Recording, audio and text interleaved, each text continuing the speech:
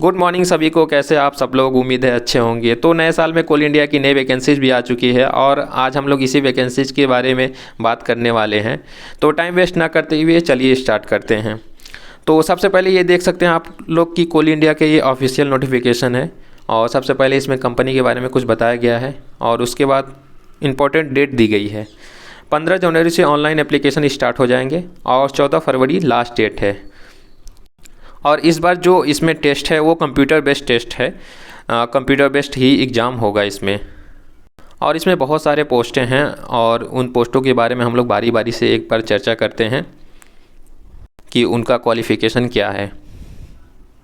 सबसे पहले अगर हम लोग देखें तो यहाँ पे एक तरफ पोस्ट दिया गया है, दूसरी तरफ मिनिमम क्वालिफ़िकेशन दिया गया है।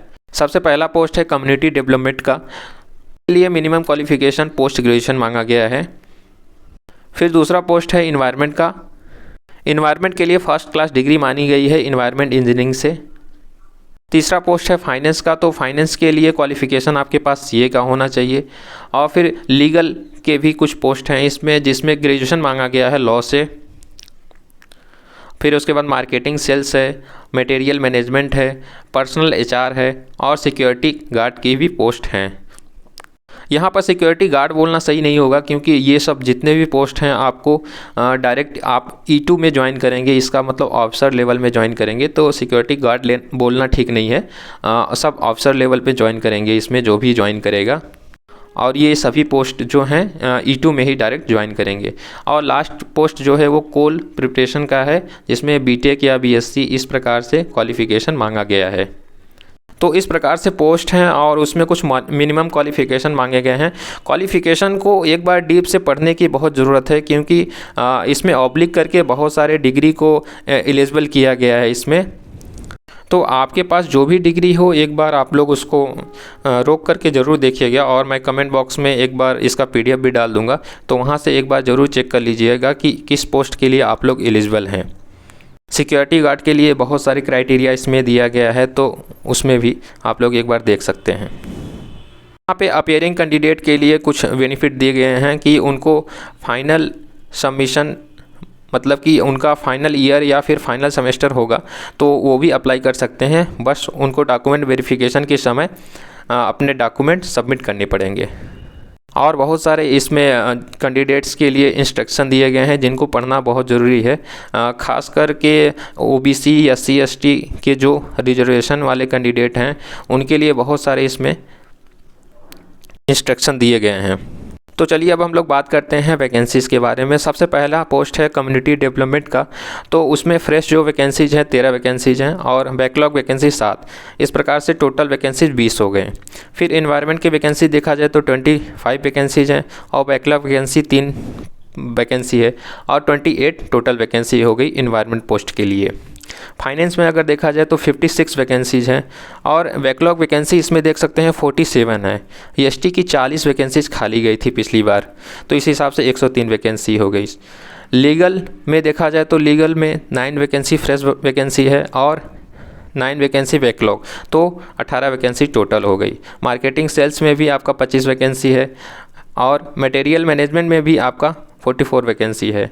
HR पर्सनल में आप लोग का 97 वैकेंसीज खाली हैं और सिक्योरिटी में आप लोग का 31 वैकेंसीज खाली है। कोल प्रिपरेशन में भी आप लोग के 68 वैकेंसीज खाली हैं। तो इस प्रकार से अगर टोटल देखा जाए तो 358 वैकेंसीज फ्रेश हैं और 76 वैकेंसी बैकलॉग हैं और 434 वैकेंसी टोटल हैं। इसमें से 44 वैकेंसी जो हैं वो PWD कैंडिडेट के लिए रिजर्व हैं। और यहाँ सिलेक्शन प्रोसेस की बात की गई है। सिलेक्शन प्रोसेस आप लोग का कंप्यूटर बेस्ड टेस्ट ही होगा और इसके बारे में अभी सिलेबस वगैरह नहीं आया है, तो सिलेबस वगैरह जब तक नहीं आ जाता तब तक आप लोग कंप्यूटर बेस्ड टेस्ट की तैयारी करते रहिए। और ये टेस्ट ऑल इंडिया कहीं बहुत सारी सिटीज़ में होगा, तो सिटीज़ अभी एडमिट कार्ड के बाद ही पता चलेंगे। फिर हम लोग बात करते हैं कंप्यूटर बेस्ड टेस्ट जो होगा, उसमें 2 पेपर होंगे। 100 मार्क्स का पहला पेपर, फिर 100 मार्क्स का दूसरा पेपर। पहला पेपर जो होगा वो कॉमन पेपर होगा, वो उसमें जनरल नॉलेज और फिर रीजनिंग और फिर मैथ वगैरह इन सब के क्वेश्चन आएंगे। और दूसरा पेपर वो होगा जिसमें आप पर्टिकुलर अप्लाई करते हैं जिस पोस्ट के लिए, उससे रिलेटेड क्वेश्चन उसमें आएंगे।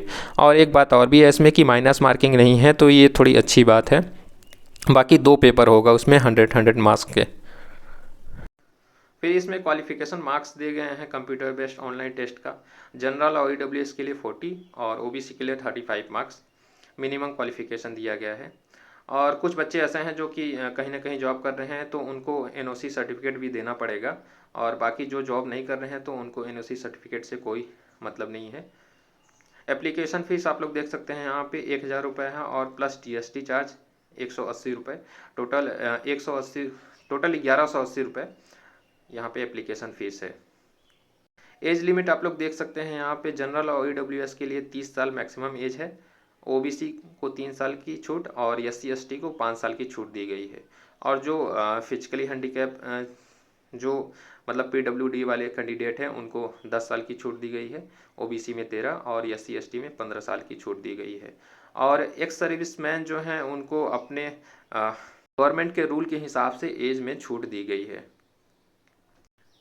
और यहाँ पे बात किया गया है रिजर्वेशन के बारे में। ओबीसी के कैंडिडेट जो हैं, नॉन क्रीमिलियर कैटेगरी के या फिर एससी एसटी के कैंडिडेट हैं, और ईडब्ल्यूएस कैंडिडेट के लिए क्या रिजर्वेशन स्कीम है, इसके बारे में सब डिटेल में बताया गया है। तो इसको एक बार ज़रूर पढ़ लीजिएगा।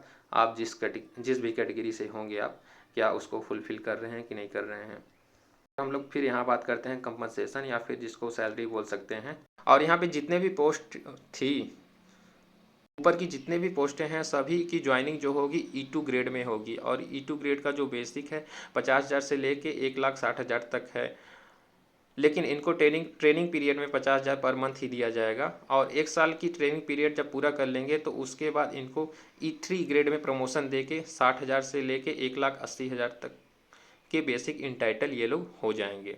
और उसके बाद इसमें बहुत सारी चीज़ें हैं, एचआरए मिलेगा आपको, अलाउंस मिलेगा, डीए मिलेगा, और फिर उसके बाद ग्रेचुटी, सीआईएल लेवल पे जो भी बेनिफिट हैं आप लोगों को सभी कुछ मिलेंगे इसमें।